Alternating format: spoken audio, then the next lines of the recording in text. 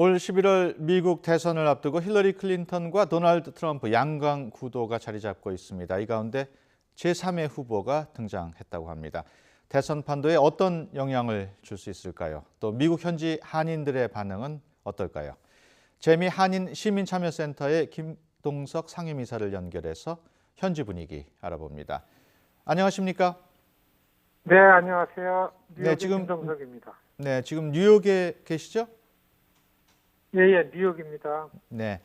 현재 민주당과 공화당의 유력 주자는 힐러리 클린턴과 도널드 트럼프입니다. 미국 내 반응, 현재 상황은 어떻습니까? 이미 민주당 힐러리 클린턴, 공화당의 도널드 트럼프가 대통령 후보로 결정됐다고 해도 틀린 말이 아니고요. 예.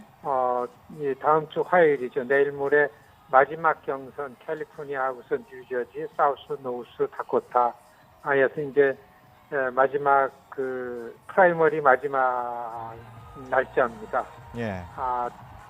역사적으로 이번 선거만큼 예측하기 힘들고 유권자들의 표심이 럭비공 같이 예측할 수 없었다. 이런 이제 선거로 한 3개월 이상 이어져 왔는데요. 예. 이상하게 힐러리 클린턴 오랫동안 정치를 했기 때문에 지지세가 큰 것 같지만은 굉장히 지금 경선을 확정졌는데도 불구하고 힘들게 마무리를 못 짓고 있고요. 예. 아시겠지만 도널드 트럼프는 공화당 후보가 됐는데도 불구하고 아직까지 많은 공화당의 후보로 완벽하게 지지를 받고 있지 못하기 때문에 본선거 전에 양당 후보가 어떻게 선거를 치를지 관심이 많아지고 있는 겁니다. 예. 우리 교민들은 어떻게 보고 있는지 궁금합니다. 누가 당선되느냐에 따라서 한인 사회 분위기도 달라질 수 있지 않습니까? 일반 미국 시민 사회가 갖는 대통령 선거에 대한 관심과 다르지 않습니다. 다만 네. 이상한 이제까지 예측할 수 없었던 후보가 지금 갑자기 도널드 트럼프 나타나서 인종적으로 볼 때는 소수계들에게 굉장히 불리하고 소수계들을 압박하는 발언들을 연속해서 많이 내놓기 때문에요. 굉장히 대통령 선거 이전에 비해서 많이 관심이 많아졌고요. 예. 아마 많은 사람들이 이전에 비해서 많이 투표에 참여할 것 같다. 이런 분위기가 있습니다. 예. 오바마 미국 대통령이 최근 대선판에 개입했다 그럴까요? 노골적으로 트럼프 때리기에 나섰습니다. 현지 반응은 어떻습니까?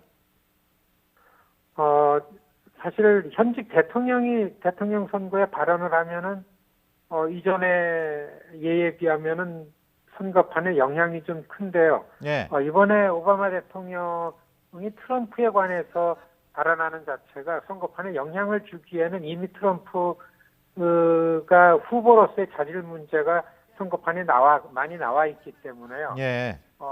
현직 대통령이 트럼프에 관한 문제를 지적하는 게 구체적으로 힐러리 클린턴 선거에 구체적으로 도움이 된다 안 된다라는 거는 굉장히 미세하고 예. 반응은 별로 크지 않다고 보여지고 있습니다. 예.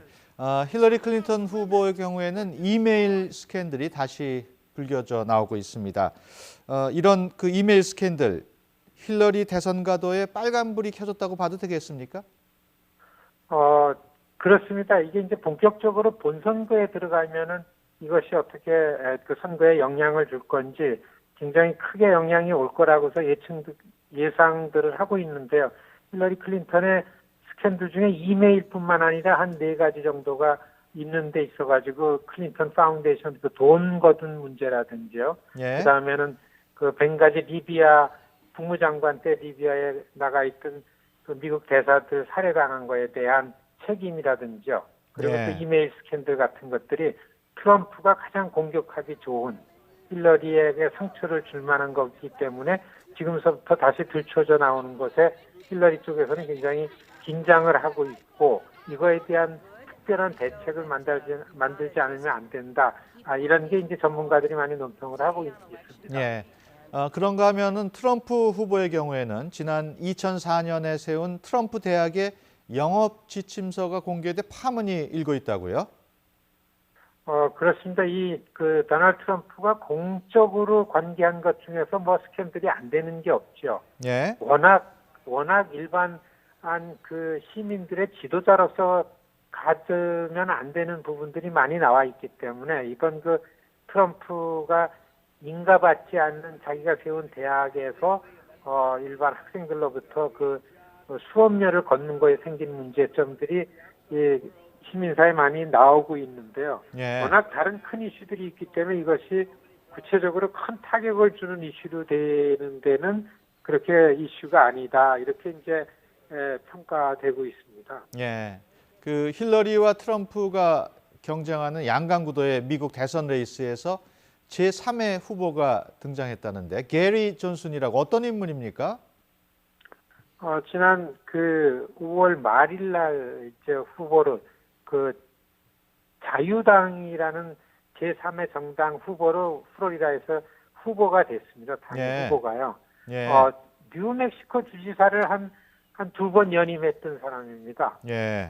그리고 그 2012년에도 후보 출마 선언을 했던 사람이고 공화당 쪽에 호감이 가는 정부의 역할을 축소시켜야 된다라는 주장을 하기 때문에 공화당 쪽 정책에 맞기 때문에 아마 도널드 트럼프의 표를 좀 깎아내릴 수 있는 그런 영향을 주지 않을까라는 것 때문에 여론의 주목을 받긴 했는데요. 예.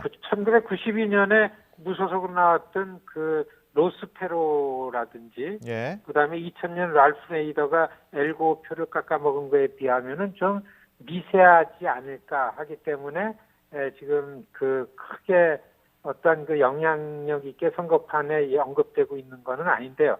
예. 여하튼 많이 주목은 해볼 만한 후보다 이렇게 보고 있습니다. 예.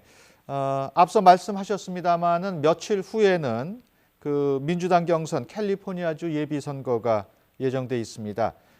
여론조사에서는 힐러리하고 샌더스가 아주 접전을 벌이고 있는 것으로 돼 있는데 분위기가 지금 어떻습니까?